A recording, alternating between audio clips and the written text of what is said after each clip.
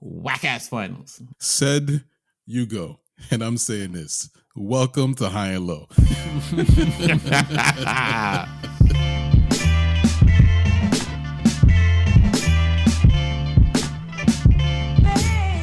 Good day and good night. Welcome to the High and Low Basketball Podcast. This is episode number 100 and Dave, aka episode number 161. Now, I wish this episode was named after Lil Dicky's FX series, Dave, but this one's for the other Dave. Dave Piontek? I don't know. Some guy who wore the number 61 as a member of the 1963 Cincinnati Royals, who would become the Kansas City / Omaha Kings in 1972. So Kansas City already had the Royals baseball team. So the basketball team, they were officially crowned the Kings of Kansas City in Omaha, an alliance that would only last 3 years before Kansas City would become the sole proprietor of the Kings franchise until 1985, when they would move to Sacramento. But anyway, welcome to the High and Low NBA show. My name is Ike Amaechi. I'm here with the master of the camel clutch, the man formerly known as the Iron Sheik. Rest in peace to the real Iron Sheik. But hey, we have Hugo the Sheik and Sir Mitch of House Orsatti, Mitch Orsatti. And around here, we live by a principle governed by the high and low lives of the world, which means we talk about basketball, especially and specifically the NBA. And we talk about it at any time, anywhere, north, south, east, west, high, and low. This week on the show, we're going to share some final thoughts on the NBA Finals. I think you can guess where Hugo's mind is at. Whack-ass finals. We can also share your thoughts on the NBA season if you like, but we need to do that before we get into some off-season talk. And we'll share the high and low guide to the NBA off-season, because sometimes these can be some really dark and confusing days for an NBA fan, especially a basketball purist who isn't interested in the drama that usually floods the media cycle in the summer months. But yeah, casuals love it. I think Hugo and I are going to have very different answers for that question. Oh, yeah, definitely. Drama's so good. So, okay, it's starting already. So stay tuned for all that. Before we lock in, just let me just quickly check in. Oh, hi. Thanks for checking in. I'm still a piece of garbage. Because it's been quite some time since we had the boys at the table. Hugo, Mitch, welcome back. Welcome back to the table. Thank you. Muchos gracias. How you guys been? Oh, just so thrilled to be back in North America. Couldn't be happier. I am equally unthrilled to see that Mitch is back in North America. What did you say? That's my perspective on that. Shots fired. Put the machine guns in there. Wow. So I got a quick question for you guys before we jump into things. Just been weighing on my mind all day. Who's the best big man in the NBA? Actually, no, hold on. Before you answer that, hold on. Let me just provide a little context for the listeners. So Patrick Beverly, apparently he thinks Karl Anthony Towns is the best big man in the NBA. And Kat also thinks the Wolves run is more impressive than the Denver Nuggets championship. I'm just going to put that out there. What? That's what he said. And you guys don't love NBA drama? All of this happened on Pat Bev's podcast, in which he interviewed Karl Anthony Towns. I take it back, Hugo. I don't want you to go first. I'm going to jump in. Look, I don't know what's going on with Kat. I don't know if he's having a stroke, but you guys go ahead. Man, I hate that we're even having to talk about this clown, Pat Bev. But to suggest that a Kat is the best big man in the league, which I've got him 6th among centers and even lower if we're including power forwards. 6th? 6th. You want me to name them? I'm not going to. No, and, don't. I just struggle. And B, Minnesota's magical run to, hold on, let me check my notes. Make it to the first round is more special, whatever that even means, than the Nuggets winning their first chip as a franchise is asinine. Not everyone should have a microphone. Put it down. Here. Listen. Come on now. We're going to use a word that we like to use on this podcast. Salacious. Did you hear that? Right? Like, Pat Bev. He's got to say something to get people to listen to him. Bloviated. Yeah. Oh, that's a nice one. He's got to say something for people to like turn their eyeballs and go, huh? Now, anybody with half a brain and ever seen a basketball bounce on a court knows that Cat ain't squat. Okay. I mean, if you want to really talk about a magical run, why don't we talk about when Jimmy took like 4 scrubs and beat the starters on that team? That's a legendary story that he should be sharing. Beautiful story. You know what I mean? Yeah, that's a story. A magical run, Minnesota Timberwolves. Come on, people don't even know where Minnesota is on the map. So what are we talking about these guys? Wow. Yeah, speak for yourself. Shout Can out to you all find of it our on the Minnesota map? listeners. We don't have any Minnesota listeners. It doesn't get past the mountains. What's in Minnesota? What's that famous line from Chris Tucker? Minnesota only got Kirby Puckett and Prince, and Prince is dead. Boom, bam, bop, bada bop, boom, pow.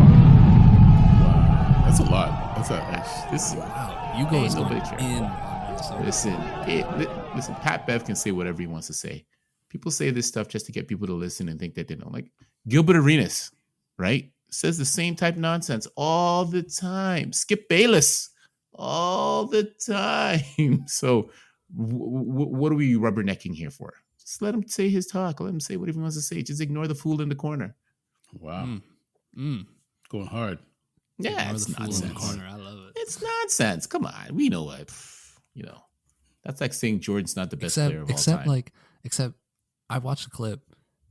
Cat looks like he believes it. Like Yeah. that dude looks like he's bought into his own misery. But listen, as an NBA player, listen, these guys live in a completely different bubble. You got to have that level of confidence, even though it's not true, right? Do we not admire our homeboy Esteban's belief in the Lakers year after year No, after I did year? not admire it. But listen, but nothing shakes him, right? Sure.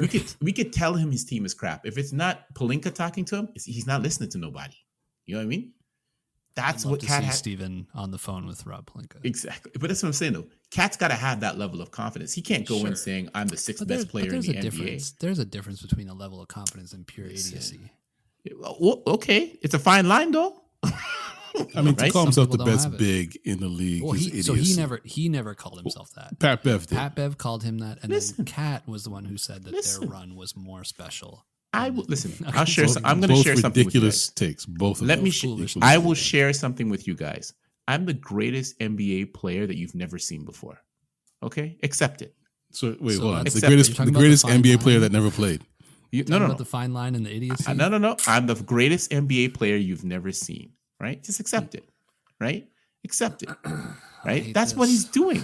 That's what he's doing. It's just, it's to motivate himself. It's to make him feel good about himself. You know what I mean? Who wakes up in the day and like, I'm the sixth best player in Mitch's list? Come on, man. Nobody does that. Oh my goodness. What a departure that took. I love it. Wow.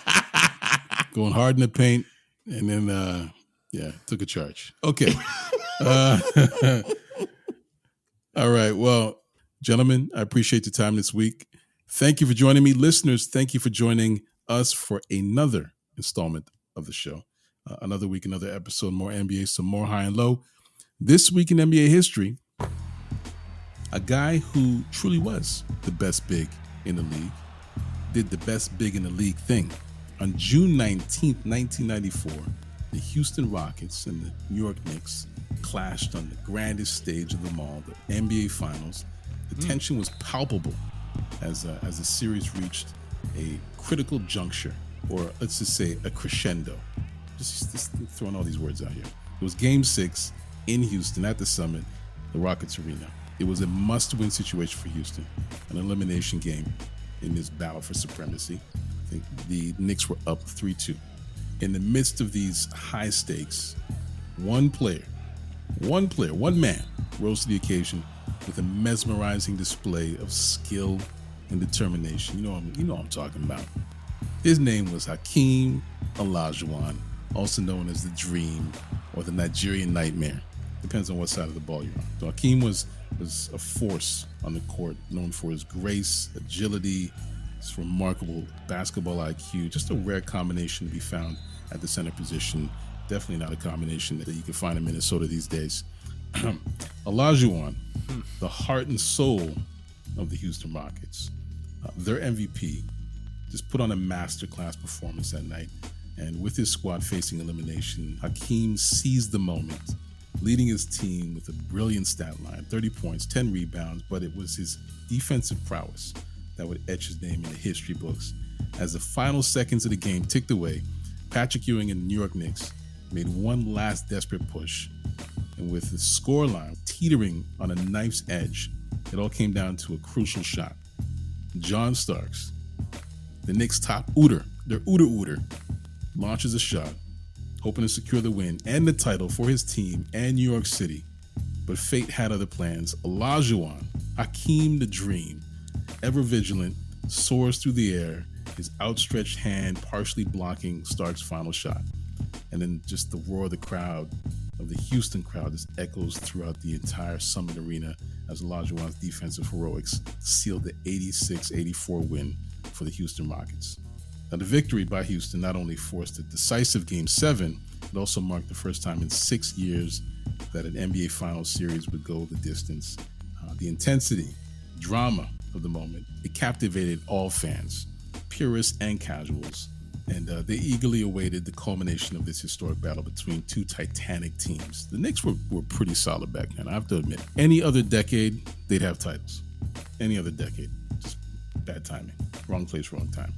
But yeah, the Rockets would go on to win Game 7, anointing Hakeem Olajuwon as the Finals MVP, and the guy stepping into the void, the shadow left by Michael Jordan, who had retired the year before. Now, the Rockets would go back-to-back before Jordan and the Bulls would return to form in 1996. Basically, Jordan said to Hakeem and the Rockets, "Thanks for keeping my seat warm.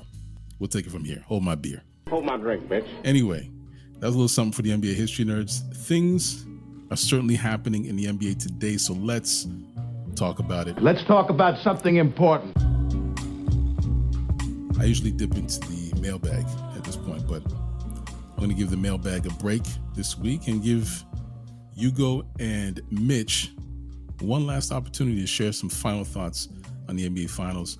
It wouldn't make sense to talk about this next week or the week after. It'd just be old news by then. Anyway, last week I talked about the champs. Actually, I recorded that before Game 5, so it was all kind of theoretical, but that was pretty much, it was a done deal. So now I can officially congratulate the Nuggets. I had a chance to opine a bit, but these guys, Mitch and Hugo, they haven't had a chance to talk about the finals at all, actually. You guys have been gone.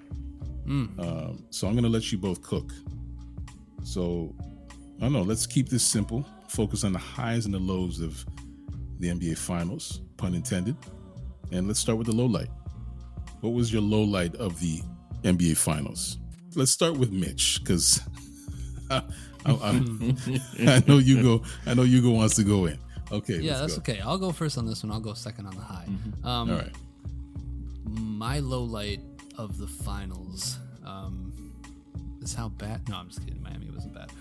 My low light is tied to Denver's success.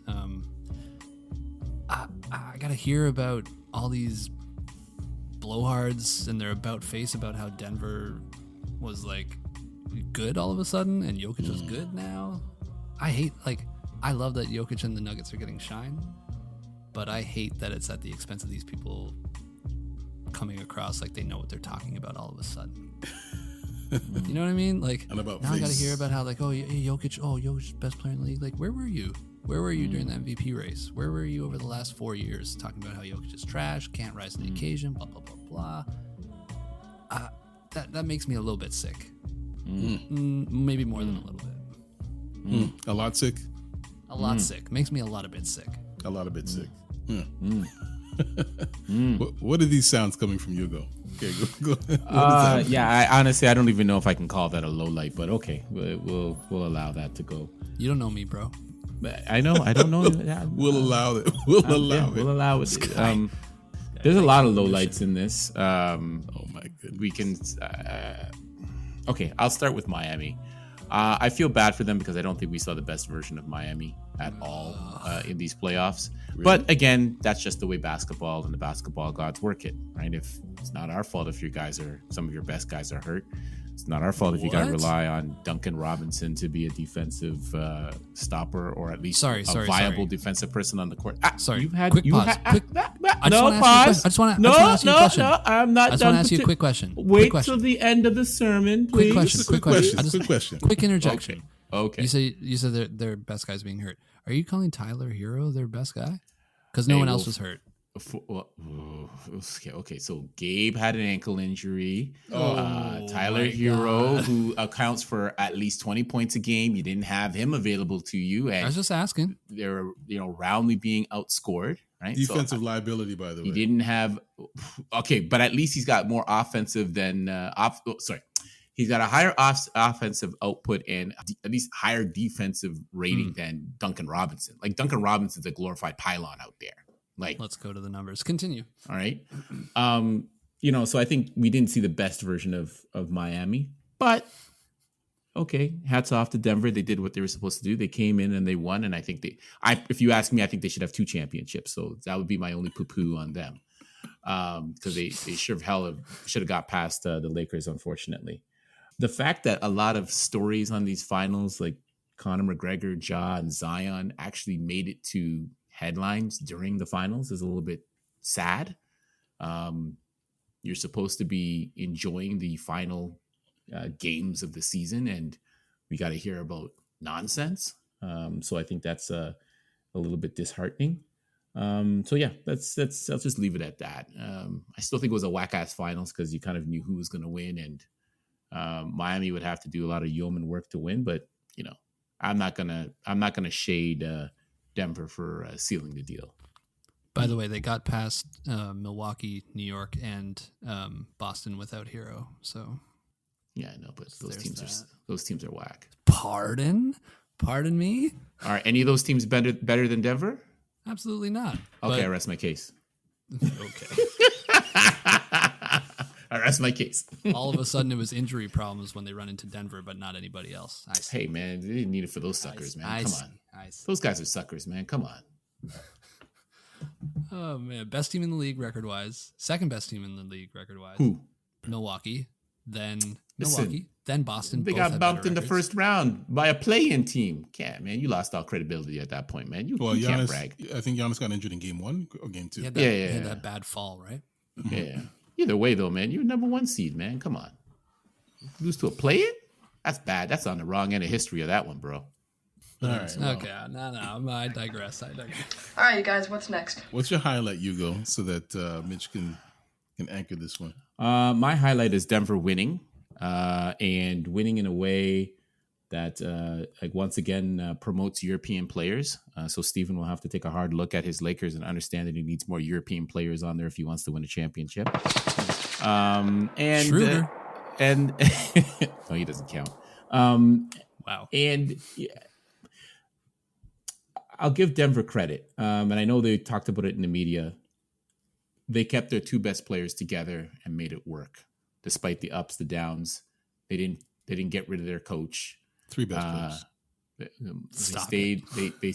They stayed with your son through his bad back and all his other little injuries and Hey, stuff. say what you will, man. He kept them afloat in the first half of game 5. Yes, He was integral in Game 5 for sure. Yes, and then yes. a terrible piece of trash in Games 1 through 4. yeah. But I mean, But great throughout the season. So let's True. not And let's throughout not the discount it. playoffs, outside of the finals. yeah, Exactly. I'm happy for Denver because, like I said, I think in the bubble they should have won.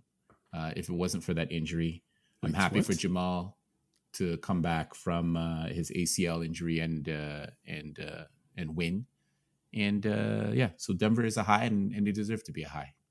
The high for me, and I'm so sad that I was gone for the month. I mean, not sad. I was in a beautiful place, but I'm so sad I didn't get to talk about the Nuggets and their sustained success through the playoffs throughout this month, because the validation for me here personally, is that a high? We felt it. Yes. That's a high for us, right? So we don't That's have a to high hear for- it. That's a high for me. You wanted to know my high. This is it. This is the top tier, elevated, pardon my French, shit here. As listeners damn. well know, I have long been on the Jokic train. And not only have I had to suffer some foolish remarks on this podcast about him, Not me. I'm not naming names, Mhm. but Not I've me. also had to hear constant nonsense about the Nuggets as well. Yeah, I had those other Denver guys. winning it. I had Denver winning it at the start of the season. I had them beating Miami in 5 when the series Yeah, Sean. started. Yeah, Sean.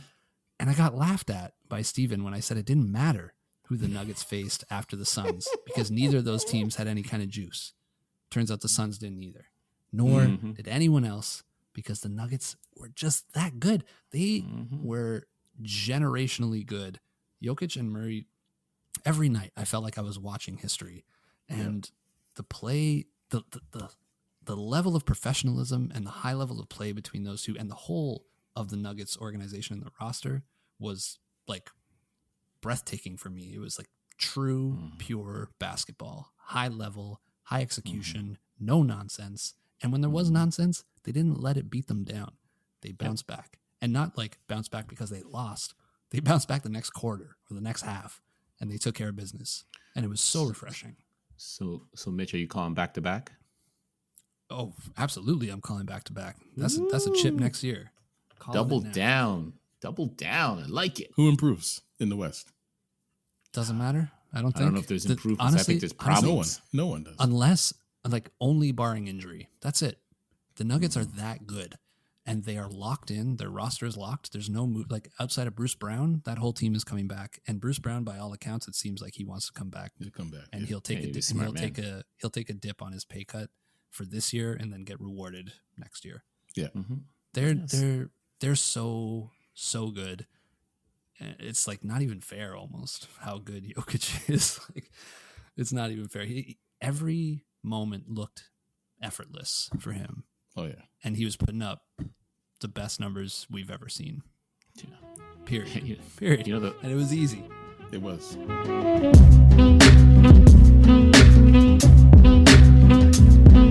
All right, you guys, what's next? Just want to get your thoughts on this one. If you could compare the NBA Finals, this year's NBA Finals, to a film or a television show, what would it be? Yeah. You want to go first, Mitch? Sure. Mine is, I think, silly, so I'll go with it. I'm gonna go the TV. I'm gonna go the TV route here, and I'm gonna compare it to one of my favorite seasons of reality TV ever. Whoa! And we visited this place a couple episodes back. Love Island, Love Island UK season 2. Everybody and their mother knew in their hearts that Nathaniel and Kara were gonna win. 1,000% from the start of the show. Oh my God. Like ours of these finals. There's no way the Nuggets are going to lose. Anyone who thought Miami stood a chance needs to get their brain checked. That's it. It was over before it started. Period. I'm going to put in the sizzling meat, because this is Mitch cooking. Mitch is cooking. He's enjoying it. There you go. Dude, I'm on when the Nuggets beat firstly, I need to throw it back just 1 second. I was in France when the Nuggets were playing the Lakers, and every morning I woke up 8 a.m. to check the highlights. And every other day, they beat the Lakers. And so much of my heart was filled with joy popping into our group chat, all kinds of mess to Steven. And to come in and see Steven melting down each and every game. Oh, what a treat. What a treat. And that's what this whole playoff run has been for me. Yeah. This is my team outside of the Raptors. And it's just like such a joy to see them succeed. Oh Lord! Sorry. Side note: has anybody done a wellness check on Steven? Anybody do a wellness check? He's fine. You sure? Okay. Yeah. He's moved on to F1. You didn't even watch the finals, man. Come on. He didn't. Okay. Yeah. Maybe I should have gone first because mine's not as interesting as Mitch's. I did go down a TV route. And it was a TV show that was highly touted and had a lot of great actors and actresses and had such great potential, but made absolutely no freaking sense. Lost. Miami was lost. Fans were lost. But somehow Denver persevered on like the mystery smoke and snatched a few games and went on with their business. But yeah, I call it Lost because to this day, I still don't understand that show. I'm not quite sure if they were in purgatory or hell or wherever the heck they're supposed to be in. But yeah, it's Lost. Wow. Well, they were in purgatory, by the way. Spoiler alert. Sorry. Yeah. So there's no spoiler alert. That show's been over for a decade. 10 years. It's been 10 years. Yeah. Watch it. Yeah. Yeah. Lost. Okay. Well, you know what? I'm going to drop one for you guys because you both went TV. So the finals to me, this entire season, straight out of Spider-Man Across the Universe. Yeah, this guy. Okay. If you haven't watched this movie, do Very yourself a favor. The second Catch one? it in the theater. The second one. Across the Spider-Verse. Sorry. Yes. If you haven't watched it, Go watch it. Go see it in the theater. And Sony Pictures are not a sponsor. Pay me. Big theater listen, over here. I thought the first one, Into the Spider-Verse, was Immaculate. The best superhero film I've ever seen. Absolutely. Really? Oh, dude, you're opening up another good. can of worms. Well, I will open it. I would And close it real quick. Close it real quick. Don't do that. Shut. Don't do that. Don't do that. Best superhero film that I've ever seen. Okay. Don't do that. And I'm keeping it there until I see part 3 of this Miles Morales trilogy. Right. Anyway, I'm digressing. So the reason for the comparison is the reaction to the Miles Morales character in the Marvel Universe back in 2011. So remember the response to a black Spider-Man? What? Oh, I see what you're doing here. Yeah. So I would equate it to the reluctance to see Jokic and Denver for who they are. Basically the best. So the Jokic, the best big man in the league. I think at this point, now you have people saying, oh, yeah, I think he is the best player in the NBA, right? But there was such a reluctance to do that, such a reluctance to give Denver their flowers, and at least just to recognize them for who they are, which is a great basketball team. Can I ask you a quick question? Pick one. Jokic or Giannis? Best player in the league. Because I know the two of you said Giannis. That's tough. I got to go with Giannis. I'm still going with Giannis, man. Yeah, I'm still going Giannis. Come on, man. You know that. Man. You know why. Of course. Of course I know why. This is exciting for me because I think what we have here potentially is one of the greatest rivalries the NBA could ever see. Oh, I hope they face each other in the finals next year. I wanted. That's what I called. That's what I called at the beginning of this year. Same. Milwaukee, Denver. Same. I said Milwaukee, Denver. And I remember I said that I could see Golden State making a run to the finals if they did not meet Denver. Because I said that Denver was a team that was built to beat the Golden State Warriors. And if Golden State faced the Warriors, Denver's going to the finals. And I thought Milwaukee would go to the finals. And I need to see that matchup in the finals. I want it. For the next few years. To me, that's where you'll really have the answer to that question, like who is the best player in the NBA. But yeah, that's the comparison for me. I just think Across the Spider-Verse, I don't want to spoil anything for anyone who hasn't seen the film, but when you watch it, you'll see the correlation, the pushback that Miles encounters, just like the pushback that Jokic has encountered. And yeah, great film. Watch it just like you watched the finals. Amazing. Yeah, you go. Just like you watched the finals. Anyway, quick reminder to the High and Low Lefts. If you want to leave a question for us to answer on the show, you can just send us a DM on TikTok at More High and Low. You can also send us a DM on Instagram at Get High and Low. Links to those in the show notes. Time for a quick break. When we come back, it's time for the High and Low guide to the NBA offseason. We'll be right back with more High and Low.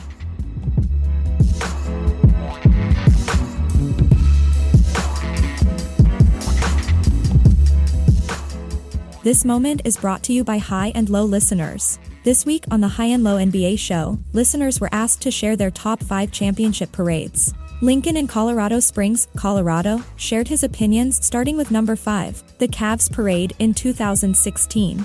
Reckless behavior sponsored by Hennessy. Number 4 is the Miami Heat parade in 2006. Pat Riley doing a dance with Shaq slapping his ass to make it jiggle jiggle is epic.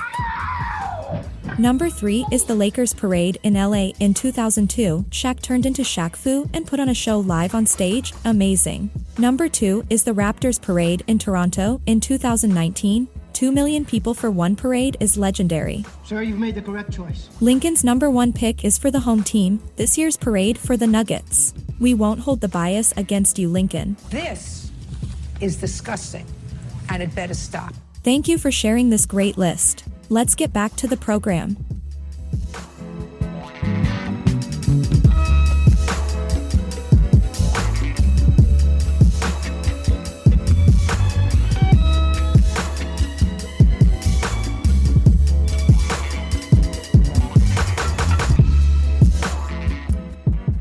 And we are back. This is High and Low. I'm Ike Amaechi, and I'm here with Hugo, the Sheik, and Sir Mitch of House Orsatti.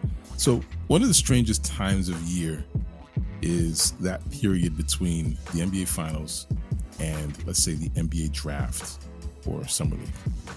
The finals are such an energetic time, the peak of the NBA calendar, and then we're thrown into this quiet period, which is such a juxtaposition to the finals. So we're going to do you a service. We're going to provide a service today. We're going to provide you with some recommendations, things any NBA fan can do and enjoy during the off season. So let's jump into it. What recommendations, what things can people do? What can they watch? What can they experience during this off season? What would you point them towards? Okay, so does that have to be NBA related or just in general from a wellness standpoint? I mean, basketball related. I mean, should it be NBA related since you're recommending this to an NBA fan? I mean, listen, there's a lot of drama to follow, and that could keep you entertained until at least opening night. So, okay, I've heard from some of my friends about that TV show. I think on Hulu, White Man Can't Jump. I might partake of a couple of episodes, or is it a movie? I don't know what it is. It's a movie. It's a movie? Okay. I might take a look at that and see if it's half decent. I don't know if Jack Harlow can ball, but we'll find out. He's all right. He's all right. He can shoot something. TV and camera can make you look good. I'm actually looking forward to, and this is just on a somewhat personal level amongst us, I'm actually looking forward to the budding bromance between Mitch and Steven, the only time of the year when they get along during free agency. So I'm looking forward to that for the next couple of weeks until they're mortal enemies again. And I know we'll start to get baseball highlights and updates and education from Sean Khan. That's what I'm going to be doing in the off season. Really plugging high low. Love I it. was supposed to say, it's like, it's the off season towards high and low. It's the off season, bro. I mean, it's time to chill, right? Time to chill. All right. Yeah, I can't believe I'm going to partially agree with Hugo here. I had two things to suggest. Number one, if you're not going to follow my second suggestion or Hugo's suggestion, just turn it off. Tune out. Just like, you know what? Leave the NBA alone. Nothing really matters in the off season. Really nothing matters. I miss the days when we didn't hear anything about the NBA in the off season because the games weren't happening, which means the things that mattered didn't matter. Summer League. Yeah, now it's, if you want, there are a million options that you can choose from. The one that I am most excited about, because I do tune into the offseason, not the drama, not the nonsense. I'm really interested to see how the new CBA is going to affect free agency this year. Yes. There's some new wrinkles around like tax aprons and freezing of potential picks, and there's a new non-tax mid-level exception. I think the players kind of screwed themselves in this CBA. They wanted to break up super teams, and it seems like that's all they cared about. So I think we're going to see some like players who are used to getting paid, not get paid either what they're expecting or not get paid at all. And I think it's going to be interesting, and I think it's going to set a course for the next couple of years for the next CBA, where they're going to be like, we made a big mistake, and we need to walk back a couple things here. If I recall, don't they give you a huge death tax now if you go into luxury? Oh my God, so they introduced a second tax apron, they're calling it. So it's the other one was pretty bad. Specifically for the Warriors and the Clippers. So now it's not only just money you're paying, which is an exorbitant amount, but you also have the potential to lose future draft picks or fees on your draft picks, which is like significant because it's what those teams have as currency outside of the massive amount of currency that they spend. And then, tertiary, I'm of course locked into what I don't think anyone knows. I don't know. Let's see what the Raptors do. No clue. Are they going to rebuild? Are they going to keep it going? I got no idea. But I'm curious to see where they go. Masai had a good speech. Sure. Had a good speech last year too. Masai we trust. Any other recommendations? You know what? You used to say, Hugo, at the beginning of this podcast, go breathe some air. Yeah, do something. Right, go touch grass. Get out there. Go do something. Yeah, go get in touch with nature. Go do something. Pick up a hobby. Go see your friends. Do something, right? They say that walking on grass with your bare feet is something that everyone needs to do because it grounds you. You know, it grounds your energy. Dirty, to be honest. Yeah, you don't know what's in that Walk grass, in your backyard, man. Bro, you don't know what's in that grass. Man. Even my backyard, I know what goes on back there. A lot of people let dogs run around free and stuff. I don't know if you want to be walking bare feet, man. Put on at least flip flops or something. Hey, this is why I try hard to chase away the raccoons and the rabbits. Right. Keep my backyard clean so I can walk on the lawn. What just happened nice to the and raccoon that used to visit you all the time? I murdered it. Dead. Wow. That was a podcast. He's hanging on a post in Ike's backyard. Oh yeah, it's just a skull now. It's just a skull now. That thing has deteriorated. I was a friend of the podcast for at least a month or two. We're pro animal here at High and Low, except for raccoons. Of course, absolutely, of course. Yeah, those things can go to hell. Just during the off season. Raccoons during the off season. Die. Yeah. He dies. Regular season, we don't do this stuff. So, quick recommendation for High and Low Lives. Hey, murder some raccoons. I think is what we discovered. Or if you're looking to do something at home besides do things to bad things to raccoons, I would recommend watching season 2 of Winning Time. Okay, that thing starts. Is that out soon? It's coming out on August 6th. Okay. Right, still got some time, but I'll watch that. August 6th. If you haven't watched season 1, then hey, you can either binge it or maybe take it in slow. You can finish the first season just as the second season begins. That's something that I like to do.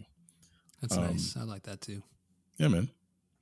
Yeah, it makes you feel like how we used to consume television. The other thing, Drew League. The Drew League it starts in June. Kyrie's going to play. If that why wild person interests you. Why? Yeah. Kyrie's playing because it's probably the only basketball he still enjoys. Yeah. Okay. Whatever. Last year we had DeMar, who brought LeBron. Sure. He brought LeBron to the Drew League. Usually you'll have like some guys that play overseas. You got maybe some YouTube hoopers, but you'll usually see some NBA players. Maybe DeJounte Murray will bounce a ball off of a plumber's head. We'll see that again, maybe. Yeah. Was that in the Drew League or was that in the... Good heavens. I feel like that was in Jamal Crawford's Pro-Am. The crossover or whatever. Yeah. Yeah, you might be right. Yeah. Anyway, hey, the Drew League, by the way, has its own page or own section on NBA.com. So it's quite amazing that... really? Yeah. How far we've come. Yeah. Oh, my gosh. Okay. Yeah, no other Pro-Am gets that sort of plug, but that's pretty amazing. Wow. So okay, whatever works. Yeah, and usually you can watch the highlights on YouTube, which is what I would recommend. But hey, that's some basketball. But here's the real thing. Here's the real reason for this segment. The WNBA. The dub, man. It usually ramps up as the NBA winds down, which theoretically it puts the WNBA in a perfect position to attract some attention. But, some fans of the NBA product have this aversion to the WNBA product. Not sure why. I guess there just aren't enough dunks because that's probably the biggest difference between the two leagues at this point. If you're hesitating, I have one recommendation. I recommend you watch just at least a few Las Vegas Aces games. Yes, that's right. Las Vegas Aces. Who? Super team among super teams. Absolutely. And you said who? This is your team, Hugo. You named them. Liz left. I don't watch that team no more, man. Listen. I'll make an NBA comp. I'm going to make an NBA comp because it really isn't fair to the players of the WNBA to always be compared to players in the NBA. But I'm going to make an NBA comp only to illustrate how good they are. The Las Vegas Aces are to a person who may not be too familiar with the league. The Aces are, first of all, the Aces are the defending champs. They have the reigning MVP, Asia Wilson, and they also have all-star point guard Kelsey Plum. Love Kelsey Plum. Big fan of Kelsey. She had a devastating leg injury and battled her way back, sort of like Jamal Murray. That's actually a really good comparison. The Aces, they had a great roster last season. This year, they added WNBA legend Candace Parker, who just led the Chicago Sky to a title back in just a couple years ago. This is the 2017 Golden State Warriors with Thank KD. God you said it. Yes. Yes. People were saying that they were going to go undefeated. They've lost one game this year. One game. I think, was it Mark Jackson who said, no, it wasn't Mark Jackson. It was Van Gundy. Jeff Van Gundy said it during the finals. He's like, they're going to run the table. I think Mark Jackson's the one who's like, what? What do you say? Are you sure? He's like, no, they're going to run the table. Like, the Aces are the team. Just watch. Like, sometimes you just need that gateway experience, something to pull you in. And to watch Kelsey Plum, Asia Wilson, and Candace Parker play, and surrounded by really, really good basketball players, that might be the gateway. But hey, while you're doing that, watching the Aces, I'll be engaging in my annual tradition of watching the New York Liberty and their 3 stars. You got Sabrina Ionescu, walking triple-double. Got one of the best players in the league in Brianna Stewart, who's a former MVP. And, of course, you got Maureen Johannes, my favorite player to watch in the W. She's the Pete Maravich of the WNBA. She wins, but she wins with style. Plus, she just won a Euro title, Euro championship. She's just a winner. Walking W. Yeah, man. There it is, the high and low guide to the NBA offseason. Hopefully, these recommendations satiate your hunger for quality hoops. And if it doesn't, well, you know what? Go hoop outside. Go enjoy the outside or play 2K. Do something like that. I'll be outside. Why the f*** I can't shoot 3-point shots? But hey, that brings us to the end of this episode of High and Low. Thank you, Hugo. Thank you, Mitch. Subscribe to High and Low anywhere you find podcasts. Make us a part of your weekly routine. So you know where to find us. We're on Instagram, TikTok, Twitter, YouTube. Links to those are on the show notes. So where can listeners find you, Mitch? Oh, it's the off season for me too. I guess you can find me over at Twitter at Thirsty Villain. I'll be peppering in some pieces over at Raptors HQ as well as we ramp up for the season. Nice. And Hugo, where can they find you? Not gonna find me, but I'm gonna make it a point to find Mitch and give him a camel clutch this summer. Wow. Jesus. Yeah. I'm glad you said clutch. Yeah. Toe. Camel clutch. Thanks for the heads up. I appreciate that. I'll be on my... That's my goal. That's my goal. And get a photo of it and put it on Instagram. Weird goal. Don't like it. Hey, I love it. Okay. Once again, music is by Live with the Enjoy Music Group. You can find Live on Twitter and on Instagram at LYVE. Additional music is by Sonny Rockwell of The Goodness. Can't find that guy anywhere. Sound designed by Vonn August.